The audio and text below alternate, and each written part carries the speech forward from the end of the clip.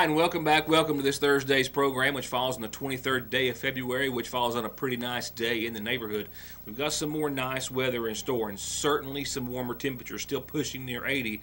But we have to focus, most importantly, on an increased threat from 24 hours ago, even, of some severe weather tomorrow night. And of course, a lot of folks are going to be out tomorrow night with the championship game for the boys. I'll give you a timeline in just a few moments, and we'll talk specifically about weather affecting and possibly when and how the viewing area. So stay tuned. That's one of our several top reports this evening. One of those, of course, will also include coverage from last night's 57th District Boys semifinal.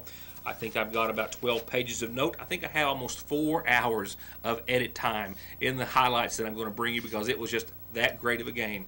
Personally, I think it may very well go down as one of the top 10 most entertaining games at home for the Hornets, and I don't think there will be much argument to that fact. So definitely a good story there. We'll also have some auto accidents to report involving some young people last night after the game was over, and I just got off the phone just a short time ago with our state representative, John Blanton. Just days ago, as of last week, and I really hadn't even reported on it as of yet, but I was pretty much in the mood or mindset of giving up all hope of a veterans nursing care facility, a nursing home coming to Magoffin County. But an amendment that Blanton has filed, which was voted on today, breathes some serious new life into the entire situation. And you'll hear from him on what happened today on the House floor in just a few moments. On last night's program, I covered the Magoffin County Board of Education meeting, and a portion of that meeting centered on Director of Pupil Personnel Terry Watson's report about attendance rates and how sickness wasn't an issue at that time or to date for the school system.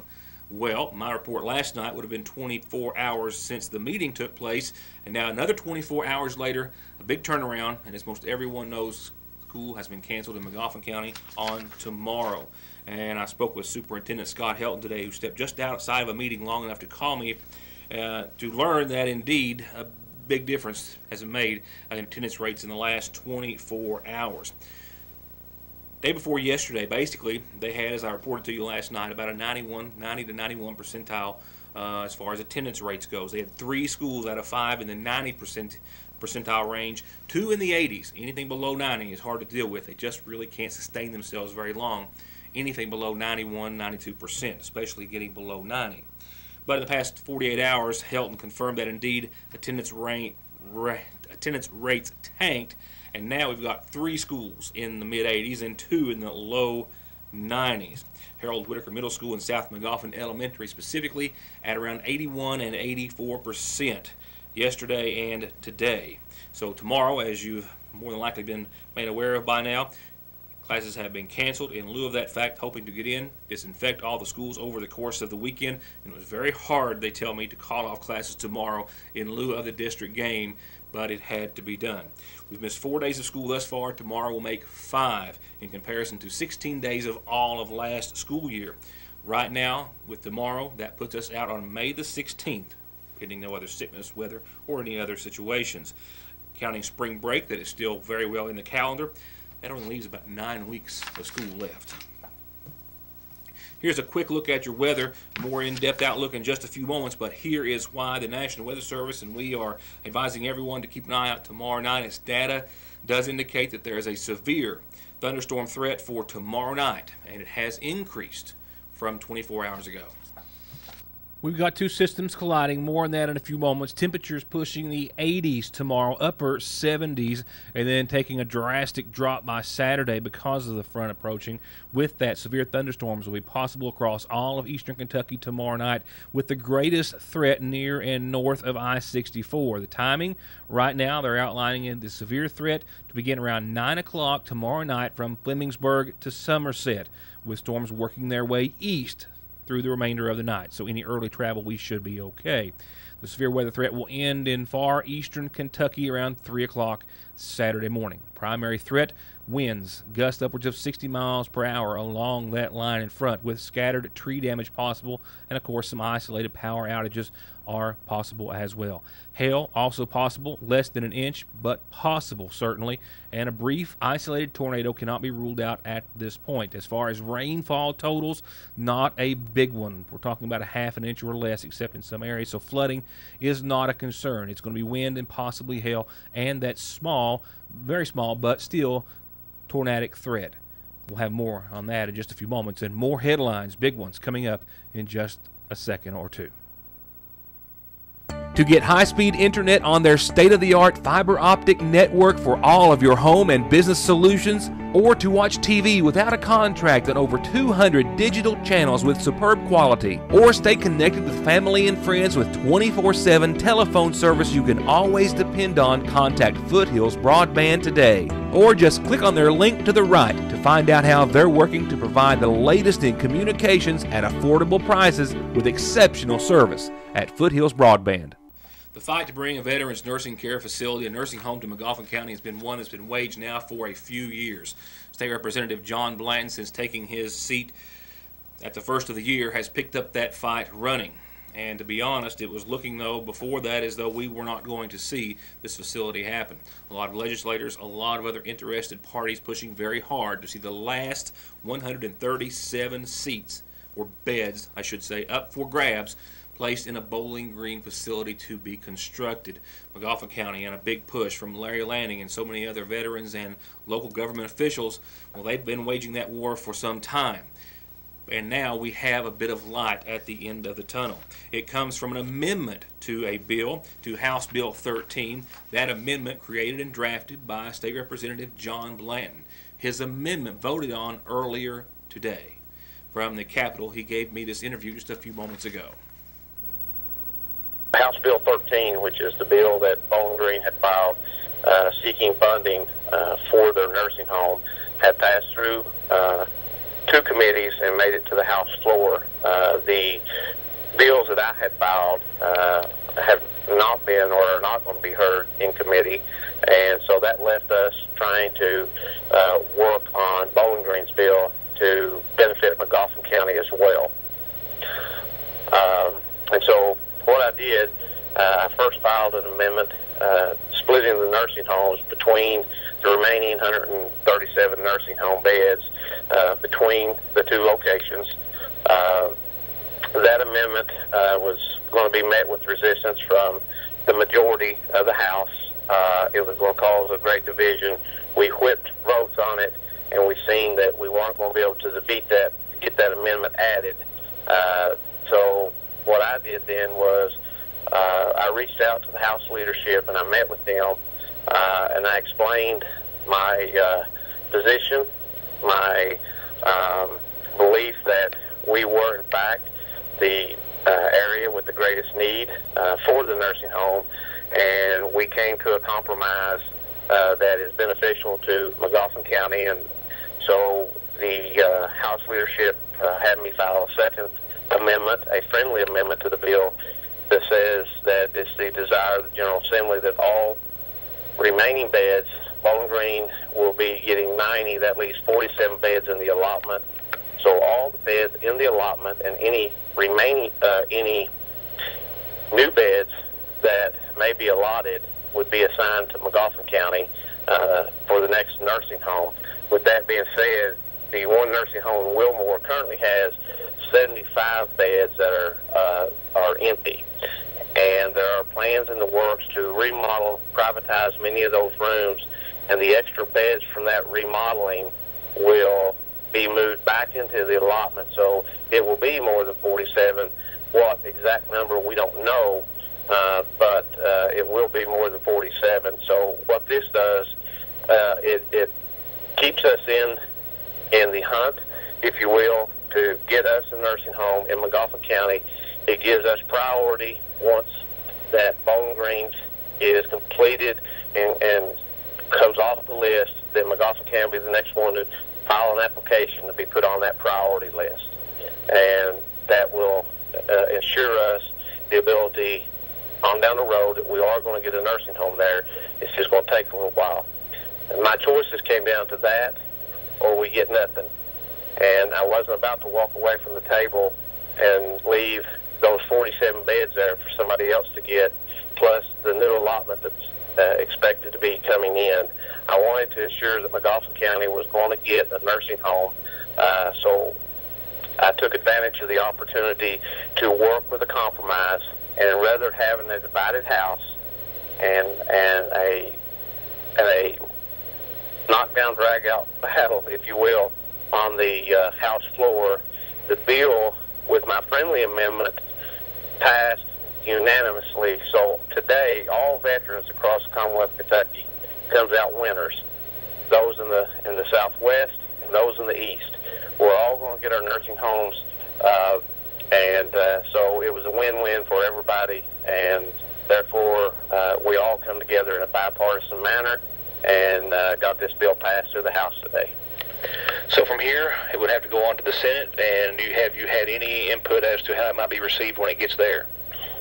Well, I've spoke with Senator Brandon Smith, our senator there in the county, extensively about it, and we feel confident that it will come through the Senate with support as well.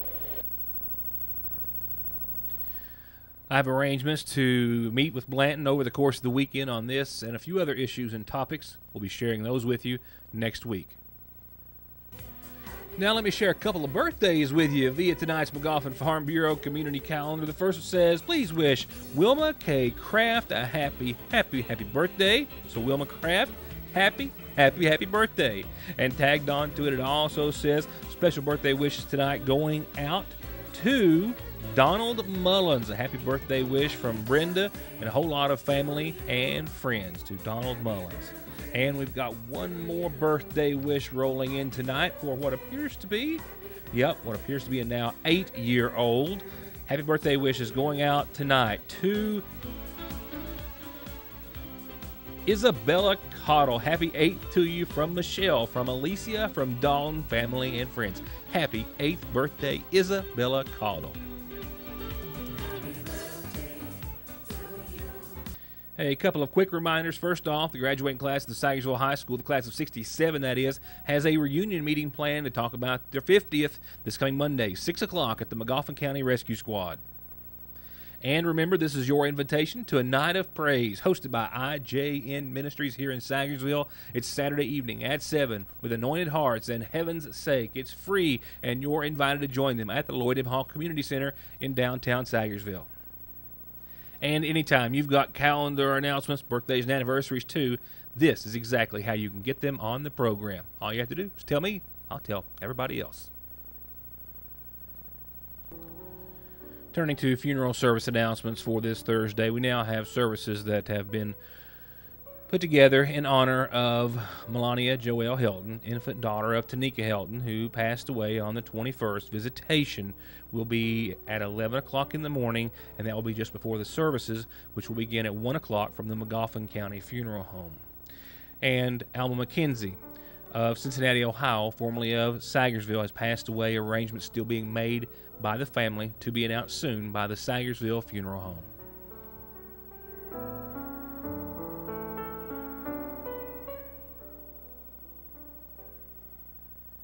We're going to put the good news last and do this a bit out of sorts and in reverse order. First, going to 2 auto accidents that took place in Sagersville last night. Well, not to say there's not some good news that doesn't come out of these 2 accidents, that there were no major injuries. Right in front of the newsroom last night, about an hour or so after the ball game, there was a 2-car crash. One car had slowed down to miss an animal crossing the road. Another vehicle behind that one collided with the rear of that vehicle. Actually, a young man, a student from the McGoffin County High School, on his way home from the ball game. And just a short time later, another auto accident. This one on the Conley Farm, just across the bridge. Teenage driver, another juvenile, also lost control of his vehicle and went through a guideline that you can still see hanging there from the top of your screen. In with him was a female passenger, and I believe she was the one taken to an area hospital via ambulance, but for non-life-threatening injuries. She was complaining of back and neck and other injuries, possibly in pain, but no life-threatening injuries to report. That's 2 accidents involving 3, I believe, students, all juveniles from the McGoffin County High School. Once again, no serious injuries, both happening on a very thick and foggy night, but we're not sure that the fog necessarily had anything to do with either of the accidents. But once again, the bottom line is no serious injuries, from what I'm sure frightened several parents and members of some families for quite some time. Now, when I come back, I'm going to turn it loose. I've got several minutes of an outstanding game one that I believe will go down in the history books as one of the best that we'll see here for the home team. Look for those highlights there last night or not. You'll want to see these again for the first time. I'll be right back. Well, let's go on to some exciting news, and you know where I am headed. If you were there, you may be wanting to watch these highlights as much as I am, and I've already been through them a couple of times after watching it live and in person last night. I now take it to the McGoffin County High School, where we knew what was coming. We knew what Sheldon Clark was bringing to the table based on the Hornet-Sheldon Clark matchup just weeks ago. And indeed, it was another barn burner in the 57th district that all came down to 1.1 seconds. McGoffin County's new gym passed its biggest test thus far with the biggest crowd to date, expecting an even bigger crowd tomorrow night for the boys' finals. But first, we've got to see who makes it there. It was a slow start. 2 free throws, 2 minutes in by Sheldon Clark's Dylan James, finally got the ball rolling with McGoffin County's first bucket 3 minutes in. From there, it was Sheldon Clark and big man Dylan James. He lights a fire with his first 3 of the night, followed up by senior forward Ethan Osborne's from way up top.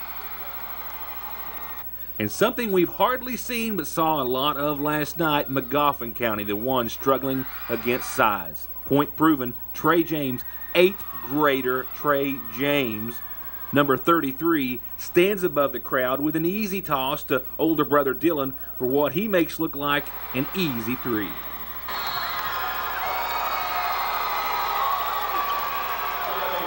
And Bradley Dalton's 3 doubles the Cardinals up on McGoffin County early on, 7-14 in favor of Sheldon Clark with 1:19 left in the first.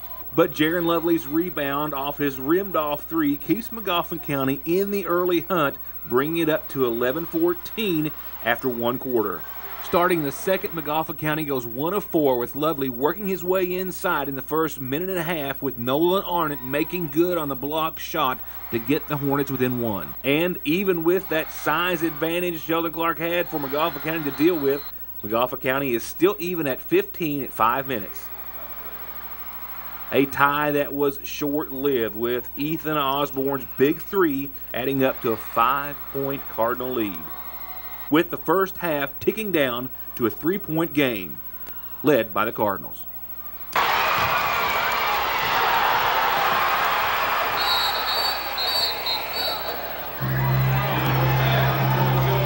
And so far, everyone is happy. And for the Hornets' 6th man especially, when Lovely lights this one up for 3 and the tie. But David Cantrell busts a real move for 2, and he bangs this one out for another. And Peters with a great save out to Lovely, and McGoffin County is still 1 point away with 3:30 left to go in the third. And on down to 39 seconds left, Russell adds 1 of 2 from the stripe for the Hornets' first lead of the night, and they'll hang on to it 39-38 to start the fourth quarter. And here's where you want to buckle up. 8 minutes. Loose ball, get your butt on the floor. Any loose ball, you're down, it's yours. 8 minutes for the rest of your life. Because it's going to be a wild ride before it's over. But honestly, at this point, with 6:50 left to play, it's a 1-point Hornet game.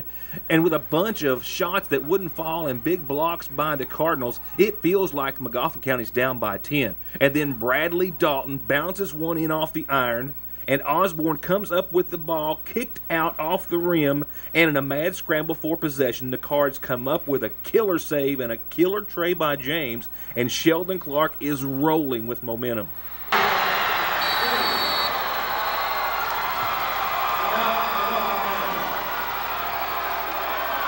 And another Hornet shot won't fall, and James, with Peters in front, makes the 2 and makes it 6 points for Sheldon Clark, 41-47, and down to the 4-minute mark, 41-49. Heath Maynard locks arms with Ryan Mullins, and he's not having it, and we had a double technical situation. Both tees cancel out, but after some discussion, Mullins still gets his 1-and-1 for the initial foul. And he missed the 1. And in another mad scramble for the ball, Trenton Russell makes the save courtesy of the foot of Osborne. But the Hornets lose possession. Peters gets called for his third, and Sean Moore is good for 2 of 2 from the line, and it's a 10-point Sheldon Clark lead at 3:35 to go, and I don't think anyone thought anything else other than we're in for a Cardinal win. And I know Sheldon Clark wasn't expecting what came next. After a foul, Jaron Lovely's 2 freebies cuts 10-8. And with 3:17 to play, Lovely makes the read on Osborne and makes an easy left-hander for a 6-point deficit.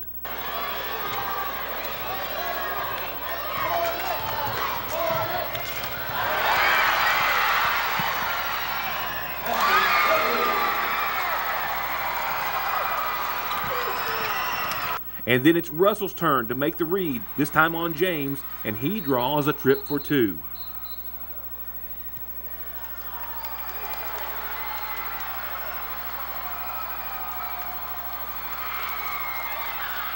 This time, he sinks them both. And with 3 minutes of time to play, they cut the Cardinals' lead down to 4, 47-51. And another perfect read as the Hornets press, this one by Kyle Reisner, to Lovely, who's the only man standing underneath. And in 45 seconds, Magoffin County has cut a 10-point game down to 2, and the 6th man in the stands is going nuts.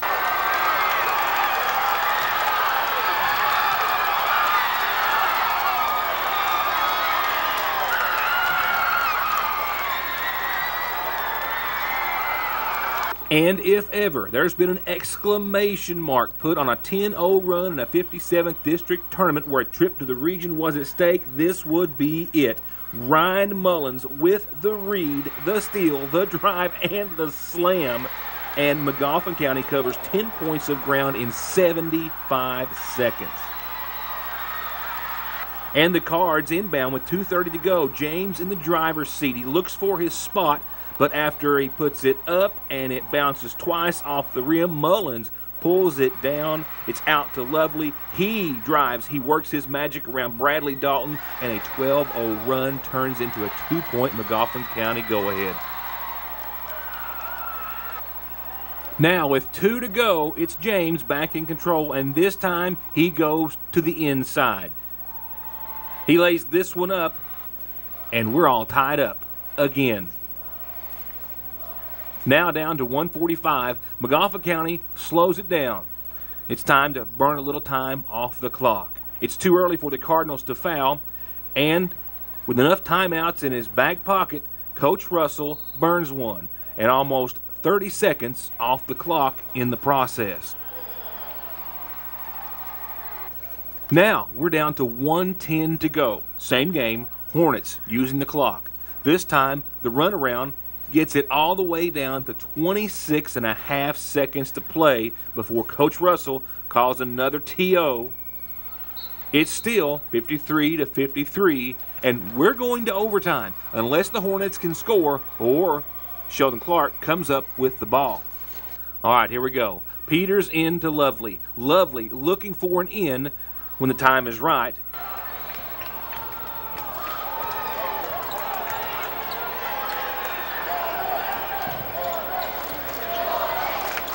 The time is down to 11.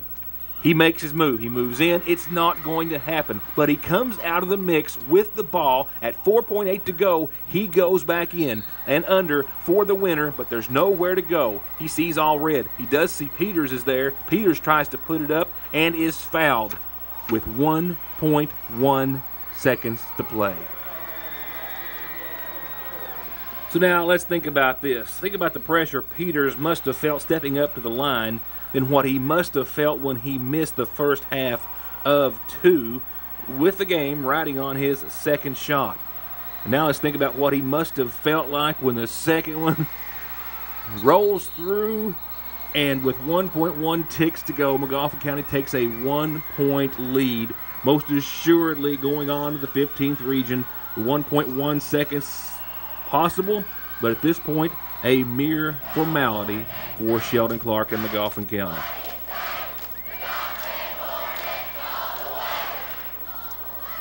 And a 17-10 McGoffin County will take out a 19-11 Sheldon Clark, take them out of the district and take them out of the 15th region tournament after splitting the regular season, with McGoffin County's win coming in double overtime. McGoffin County now moves on to the region's top-seeded team, Johnson Central, and the Golden Eagles, who they also split the season with. That championship game set for tomorrow night, 7 o'clock, right here at McGoffin County, and you can guarantee it to be as thrilling as this one. Hard to say. Thrilling nonetheless. Let me tell you, desire, heart. I can't say enough about them boys. We were dead, and we went full. I can't say it. I love it. That's all. It was straight full man, full court, and we just got turnovers. I'm speechless. I love him, boys. We struggled, but we still come back. I'm just tickled. And of course, there's the girls' matchup, the championship tonight. Central and Paintsville tipping off at 7. And you know where you can find highlights tomorrow night. All right, here's what you can expect to see tomorrow night. Our timeline hasn't changed. I think we won't see the squall line if it does blow up until later on tomorrow night, and I'm thinking 11 o'clock or so. The primary threat will be some damaging wind gusts, not much rainfall, maybe some hail. Right now, an isolated tornado threat can't be ruled out, but I will be seeing you with several hours of advance, I think, before we have any severe weather, should we see. But right now, as you can see, we are in the slight chance category for an increased threat based on what's happened in the past 24 hours of some severe weather tomorrow night. So we'll have an update for you. As a system, got a cold front colliding with what will be a lot of warm air tomorrow. All starts to kind of happen tomorrow evening between 9 and 3, with southeastern Kentucky, far southeastern Kentucky, being closer to 3 in the a.m. So let me wrap it up with this. 65 and falling right now. If you're catching the end of the early broadcast, and we're not falling far, only about 51 tonight. Calm winds, partly cloudy skies for your Friday. Mostly sunny, and that's practically 80 degrees you're staring at tomorrow, and that's practically going to fuel a little bit of the fire possibly tomorrow night. All that warm air colliding with some cold. We'll have more of that again, like I said, tomorrow night. But we'll see about 46 for nighttime lows. Showers and thunderstorms are a possibility, as are winds, 7 to 16 mile per hour gusts tomorrow night, but of course with some storms much greater than that possible. For your Saturday, showers likely mainly before 1, then mostly cloudy skies. Temperatures tomorrow night will bottom out at about 46, and then they're not going to go anywhere. They might climb a little bit in the early morning hours and then fall back down to around 46, I think, by maybe 8 or 9 in the morning. But I just think we'll fall to 46 and stay there throughout most of the day on your Saturday. Saturday night, partly cloudy, winds out of the west, starting to calm down after 10, 26 mile per hour gusts during the day. Sunday, cooler, clear, calmer, 48 and 34 for your high and your low. Sunny skies, mostly cloudy that night. Those clouds ahead of a mostly cloudy Monday as well, where temperatures rebound, 57 and 45 at the start of next week. I think we'll see a slight chance of some rain showers in the morning, increasing to about a 40% chance of some rain by the afternoon and evening. Temperatures climbing back into the 60s by Tuesday of next week. Yeah, 64 and 65 on Wednesday. And that's it. More 57th District action on tap for tomorrow, and some other exclusive news that I'm already working on. In fact, a few reports we had to bump today just to get some breaking headlines on. So be sure and join us then for wrapping up this week here at Your News Today. For now, thank you for watching and have a good night.